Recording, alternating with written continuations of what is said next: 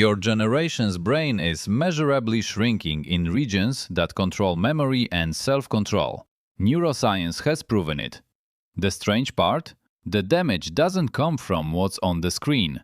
It comes from the scroll itself. The average person unlocks their phone 144 times daily. That's once every 6 waking minutes. You don't notice it. Your hand moves before your thoughts. Every single tap leaves a fingerprint inside your skull. Scientists believe these micro-actions quietly rewrite your mind's architecture. Brain scans show visible changes in heavy scrollers. What your phone does in the first 7 seconds after you pick it up genuinely shocks working neuroscientists today. Let's set the scene. The average adult now spends more than 6 hours a day staring at a screen. Teenagers hit 9 hours. Over a lifetime, that's 17 full years of glowing rectangles staring right back. You feel something is off. You can't concentrate the way you used to. You reach for your phone constantly. You grab it when bored, anxious, waiting, eating, walking, even in the shower. But you can't name what's happening.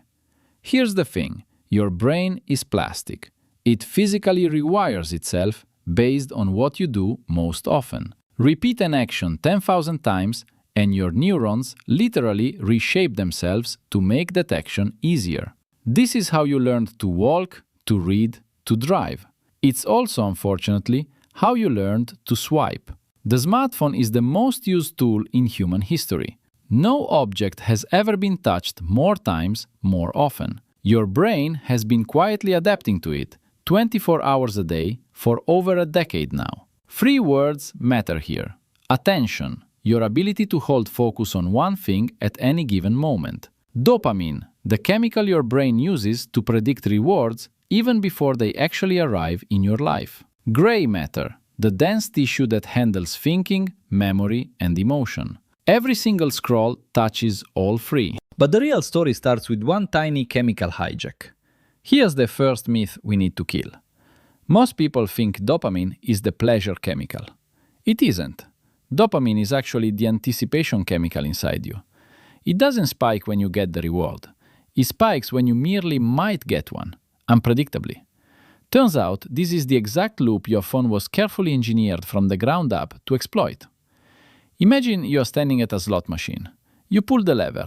Sometimes you win. Sometimes you lose entirely. You never know which outcome. That uncertainty is what keeps your hand moving back for one more pull. Casinos figured this out decades ago. It's called a variable reward schedule, the most addictive pattern known.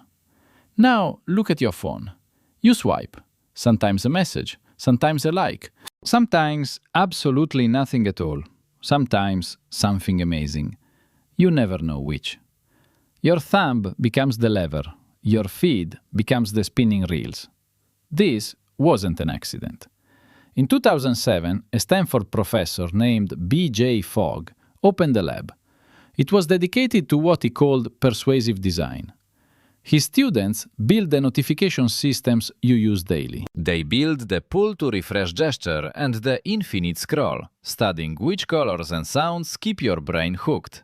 Red dots, little numbers, the soft ding. Everyone was chosen by someone watching your live brain data. Contrary to popular belief, your phone is not a neutral tool. It is a slot machine with a camera. That's why you check without deciding. Your prefrontal cortex, the part that plans, never even got the memo. Your hand moved entirely on its own. This loop is only the surface. Deeper damage still waits underneath. Now let's talk about attention. When you switch from a task to your phone and back, something breaks silently. Turns out you don't return with a fresh mind. A piece of your focus stays behind, attention residue. Even after you put the phone down, part of your brain is still thinking about that notification you saw. It can take 23 minutes to fully return to what you were doing before. 23 minutes from one glance. Now multiply that by 144 glances a day. The math doesn't work in a modern life. There is no such thing as sustained focus anymore. And your brain knows it, quietly paying the price. Research from the University of California found the average adult focus window has collapsed dramatically over 20 years. From 2.5 minutes down to just 47 seconds today, shorter than most songs you love. Your prefrontal cortex, the thinking part of your brain, gets exhausted from all this constant switching between tasks. It's the same fatigue you feel after a long day of meetings, except now it hits by lunchtime. But here's the strangest part. Just the presence of your phone matters. Researchers ran a landmark cognitive test. One group left phones in another room. One placed them face down. One tucked them into a bag. The group with phones nearby scored measurably lower on working memory tests, even though they never once touched them. The phone doesn't have to buzz, your brain is already listening, and your memory pays the biggest hidden price. This is the Google effect. When your brain knows a fact is one tap away, it stops storing it. You don't remember phone numbers, you barely remember birthdays. You forget what you ate 3 days ago, or the plot of last week's movie. Your hippocampus, the seahorse-shaped memory structure, works like a muscle. Use it, it grows. Ignore it, it shrinks. For most of history, humans carried knowledge inside them. Stories, directions, faces, poems, recipes. Now we outsource it all to a glowing rectangle in our pocket. You're the first generation with a second brain in your pocket, and the first noticing the first go quiet. Even taking a photo hurts memory. A Fairfield University study asked people to walk through a museum. Half took photos of the exhibits. Half just looked. Next day, the photo group remembered fewer objects and details. The moment you point a camera, your brain says, "Someone else is remembering this. I don't have to." Then there's sleep. Blue light from your screen suppresses melatonin, the hormone telling your body it's night. Scroll 30 minutes before bed and your body thinks it's noon. Deep sleep is when your brain consolidates memory. It files what mattered, deletes what didn't. Cut deep sleep and you wake with yesterday still half processed. Do it every night and years of memories start to blur. Then researchers found something unexpected in the scans. In 2014, neurologists put smartphone users into MRI machines. What they saw stopped them cold. The brains of heavy users had less gray matter density in the anterior cingulate cortex, controlling impulse and emotion. The pattern looked disturbingly familiar.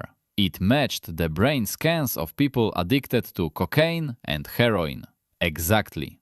A larger Korean study in 2017 scanned the brains of adolescents with diagnosed smartphone addiction problems. They found chemical imbalances in the same regions that regulate mood and reward. Two neurotransmitters had shifted dramatically. GABA is your brain's brake. Glutamate is your accelerator. In these teenagers, the brake was quietly weakening away. The accelerator was stuck. That is a chemistry that looks a lot like anxiety, depression, and constant burnout. This generation is now reporting these exact symptoms at record rates, and scientists believe our devices are why. The insula, a region that helps you feel your own body, also changes. Heavy users had reduced volume, which might explain why so many people say they feel numb, disconnected, watching their life from outside themselves. Contrary to popular belief, this is not just a bad habit. This is measurable physical change inside you. It's a change in the very organ that makes you, you. But the real twist is what comes next. Have you ever felt your phone vibrate in your pocket, reached for it, and found absolutely nothing there? That's called phantom vibration syndrome. About 80% of people report experiencing it regularly throughout their busy day. Your brain is now so tuned to your device that it hallucinates the notification when nothing actually happened. Your nervous system has hired an assistant, and the assistant sees ghosts everywhere it desperately tries to look. Then there's the social layer. When you scroll through other people's lives, your default mode network kicks in. That's the part of your brain that daydreams and reflects on yourself. You're not just watching, you're comparing. And you're always losing. You compare your ordinary Tuesday to someone else's highlight reel from 3 whole years, edited by an algorithm to make you feel small. Loneliness rises with screen time, a consistent finding. The more hours you spend connected online, the lonelier you feel offline. It sounds like a paradox. It isn't. Your empathy circuits need face-to-face contact to stay warm. Eye contact, micro-expressions, the tremble of a voice. Screens strip all of that away. You get information, not connection. And then there's a date psychologists keep circling. 2012. That's the year smartphone use crossed 50% in Western teens across the world. It's also the year teen depression, anxiety, and self-harm rates began climbing sharply, country after country, especially girls. Every measure of adolescent mental health, stable for decades, tilted downward that year, and hasn't recovered since. Correlation isn't proof, but the shape of the curve is hard to look away from. Is this permanent? Here's the good news. Neuroplasticity works both ways. The brain that rewired around a phone can rewire away. Studies on short digital detoxes show something remarkable. In 72 hours away from screens, attention span begins recovering. Dopamine sensitivity resets, sleep deepens, mood lifts. In a Danish experiment, participants gave up social media for a week. They reported higher life satisfaction and lower stress. 3 to 4 weeks of reduced screen use reversed structural changes. Boredom, it turns out, is not the enemy. Boredom is the doorway. Stop feeding your brain constant stimulation. The default mode network fires up in a healthier way. That's where daydreams live, where original ideas come from. Every great writer, scientist, and artist in history had long empty stretches, walks, baths, staring out of windows. That emptiness is what let their minds connect distant thoughts. You have not been broken, you have been trained. And you can be untrained. Your brain isn't damaged, just distracted.